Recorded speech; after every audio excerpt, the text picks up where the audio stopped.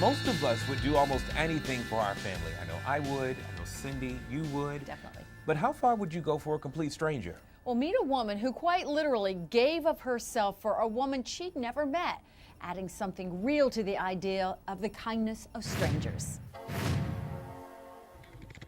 Logging onto Facebook seems, at best, a benign waste of time to many of us. Right down the middle. You ready? You ready? For Barbara Lester and Pam Stanley, it wasn't even that. Good job, Chase. We only started to keep track of some of our friends that moved to Japan. Here you go. This story really starts with family, Barbara's father, This was him.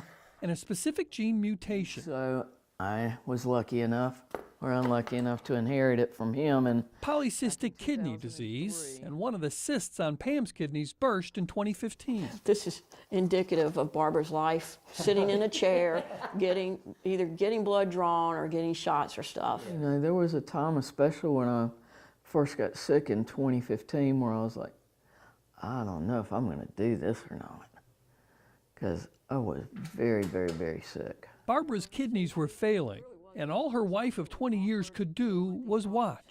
And the thought of losing her is absolutely terrifying. And I remember I've never felt that scared before, because it's so much is out of your hands. Ready?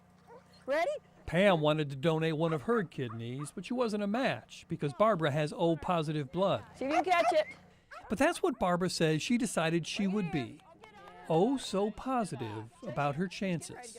So they decided to try that thing that they had ignored for years just to see what might happen.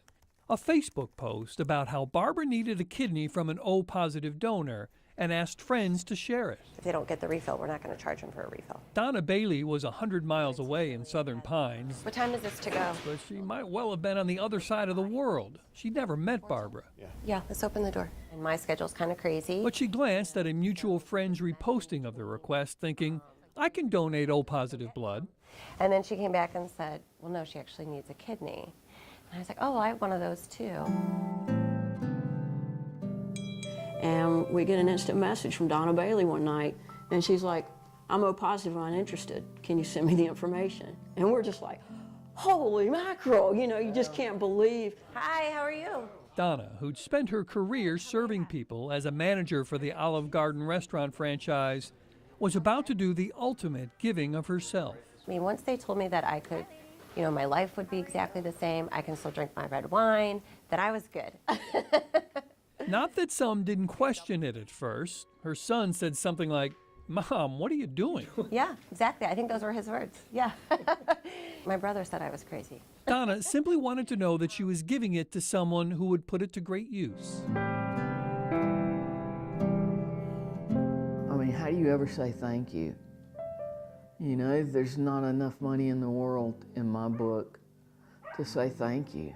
When they finally met, for Barbara, it was Tears of joy, because this lady that has never met me is giving me the gift of life. Everyone appears to be recovering well. Donna, who gave her kidney, will be made a priority if for some reason she needs a transplant in the future. And even though Barbara's wife, Pam, wasn't a match for her, as a thank you for all of this, she's putting herself on the donors list for someone else. You have to make an effort. You do. And it's tough sometimes to get out of bed at 5 o'clock in the morning and come over here, which I do 3 times a week. Feeling fine in 99, one man inspired to get up and keep moving day after day.